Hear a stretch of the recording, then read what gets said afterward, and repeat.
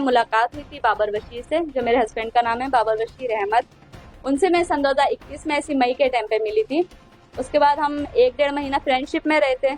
उसके बाद हमारा रिलेशनशिप हुआ। फिर जब हम सोचा कि शादी का, तो पहले हमने एक दूसरे को अपने बारे में सब बताया। मैंने अपनी शादी का, बच्चों का सब कुछ बताया।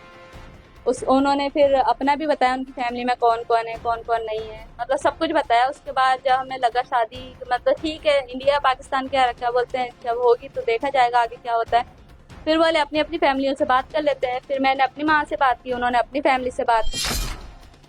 सनम नाम पसंद था, पर नगमा मुझे शुरू से इतना ज़्यादा खास पसंद नहीं था, तो इसलिए मैंने 15 में मैंने चेंज ही करवा लिया। एक्चुअली जब मैंने चेंज करवाया, मैंने अपनी माँ को भी नहीं बताया कि मैंने नाम चेंज करवा लिया।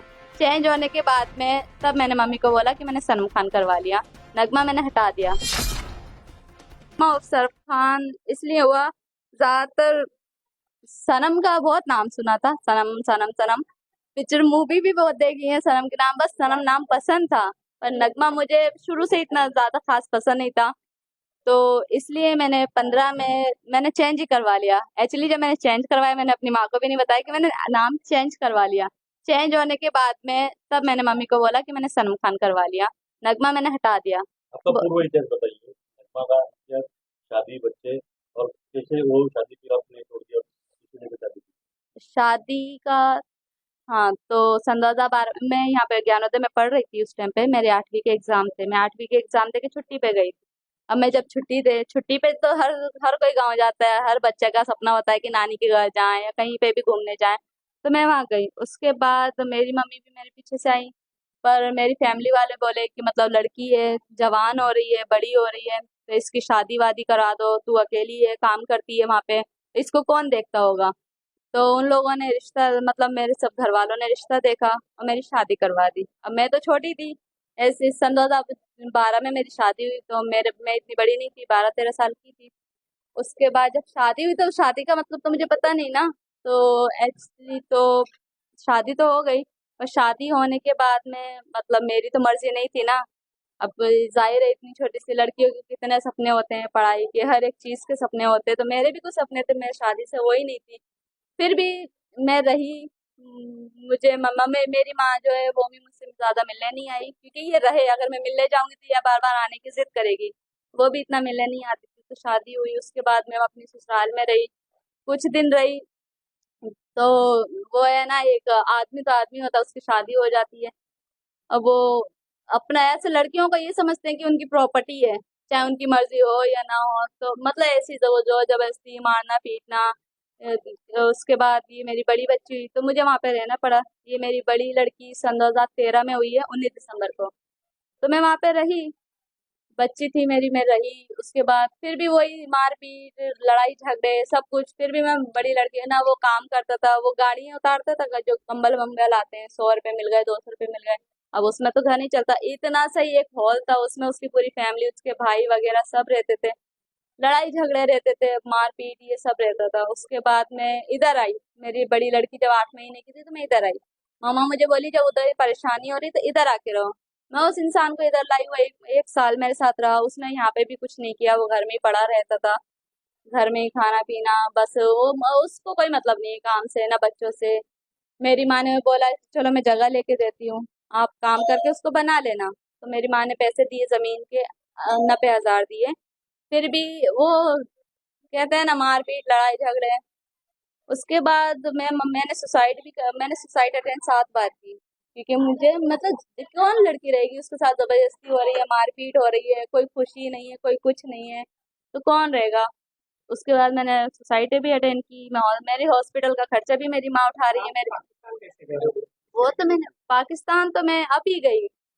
वो उसके बाद शादी का तो देखो सब हो गया, वो तो पहली शादी का मेरा, मैं बताया सन 2015 में मैंने नाम चेंज किया, अपनी मर्जी से, अपनी खुशी से किया था। उसके बाद फिर मैं अपने हस्बैंड से अलग हुई। जब मेरी छोटी लड़की थी, वो छोटी ही थी बहुत, तभी मैं अलग हो गई थी। क्योंकि उसके बाद हमारा कोई कांटेक्ट नहीं हुआ, कोई आना जाना नहीं। उसके बाद कुछ मतलब कुछ हुआ ही नहीं। उसके बाद कोरोना भी गया, सब कुछ हुआ। सन 2021 में मेरी फेसबुक पे मुलाकात हुई थी बाबर बशीर से, जो मेरे हस्बैंड का नाम है बाबर बशीर अहमद। उनसे मैं सन 2021 में ऐसी मई के टाइम पे मिली थी। उसके बाद हम 1-1.5 महीना फ्रेंडशिप में रहे थे। उसके बाद हमारा रिलेशनशिप हुआ। फिर जब हम सोचा कि शादी का, तो पहले हमने एक दूसरे को अपने बारे में सब बताया। मैंने अपनी शादी का, बच्चों का सब कुछ बताया। उस उन्होंने फिर अपना भी बताया, उनकी फैमिली में कौन कौन है, कौन कौन नहीं है, मतलब सब कुछ बताया। उसके बाद जब हमें लगा शादी, मतलब ठीक है, इंडिया पाकिस्तान क्या रखा, बोलते हैं जब होगी तो देखा जाएगा आगे क्या होता है। फिर बोले अपनी अपनी फैमिलियों से बात कर लेते हैं। फिर मैंने अपनी माँ से बात की, उन्होंने अपनी फैमिली से बात की। फिर फैमिली वालों ने बोला कि हमें आपस में बात करनी है फैमिलियों में। तो हमारी फैमिली में आपस में बात हुई, वीडियो कॉल पे, वॉइस कॉल पे। इन लोगों ने डिसाइड किया ठीक है, बच्चे खुश हैं तो हम भी खुश हैं। उसके बाद फिर मैंने अपने पासपोर्ट दिए बनने के लिए 23 में।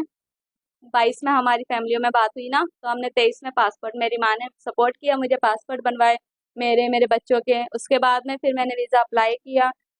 अप्लाई करने के बाद सब लीगल तरीके से, जब सारे डॉक्यूमेंट्स क्लियर थे, इंक्वायरी वगैरह सब हो गई थी, उसके बाद मुझे वीज़ा मिला। तो तब अभी जा आपकी सरकार से क्या मांग है? किस तरीके से आपके साथ जो है बातचीत हुई पुलिस की? क्या कुछ इंक्वायरी आपसे हुई? इंक्वायरी का तो मेरा यही है, मैंने यही बोला है आपको, इंक्वायरी करनी है आप करें, बेशक करें, बट नाम का आप इशू कर रहे हैं तो नाम मैंने आपको कितनी बार बताया, मैंने 15 में चेंज किया है और अपनी मर्जी से चेंज किया, उसका कोई इशू नहीं है। और पाकिस्तान, हाँ, ऑनलाइन भी मैंने नाम चढ़वा दिया अपना सनम खान। अब पाकिस्तान का ऐसा है, यहाँ पे मेरा मेका है, वहाँ ससुराल है, मेरा आना जाना लगेगा। तो हर बार तो देखो मैं पुलिस चौकी के चक्कर नहीं काट सकती ना। अभी भी मैं अपनी माँ को देखने आई थी, मेरी माँ की तबीयत खराब थी। अब मैं 10-15 दिन के लिए आई हूँ। अब 10-15 दिन में मैं पुलिस के चक्कर काटती रहूंगी तो मैं अपनी माँ को हॉस्पिटल कैसे दिखाऊंगी? अब मैं हॉस्पिटल में पुलिस चौकी में भी बोली सर मेरी भी तबीयत खराब है, मेरी माँ की भी, मुझे हॉस्पिटल जाना है। पर वो लोग रात को 8 बजे छोड़ते हैं, तो कैसे मैं करूंगी? अब अगले महीने में मुझे जाना भी है, क्योंकि बच्चों का री एंट्री का वीजा है मेरा 1 साल का, और बच्चों का मैं एडमिशन करवा के आई हूँ वहाँ पे। यही है मेरा कि मतलब मैं आऊँ तो इतना हर बार का इश्यू तो ना बनाए ना। क्लियर तो देखो मैंने कर दिया है, मैं लीगल तरीके से गई हूँ। मैंने बोला भी है कि मैं आती जाती रहूंगी, क्योंकि जब तक मेरी माँ है मैं आती जाती रहूंगी, चाहे मैं महीनों में आऊँ, साल में आऊँ, 6-7 महीनों में आऊँ, वो मैं आती जाती रहूंगी। तो हर बार मैं पुलिस चौकी के चक्कर नहीं काट सकती। पुलिस चौकी, पुलिस वालों का काम है एक बार में क्लियर कर दें कि क्या है क्या नहीं है, एक ही बार में। ये काम तो मेरे जाने से पहले होना चाहिए था। वैसे जब मैं गई थी तब होनी चाहिए थी इतनी इंक्वायरी नाम की। मैं जाके भी आ गई, अब नाम का इशू बना रहे हैं, तो ये तो गलत बात है ना। पहले पहले कहाँ थे फिर ये लोग? ठीक पहले करना चाहिए था।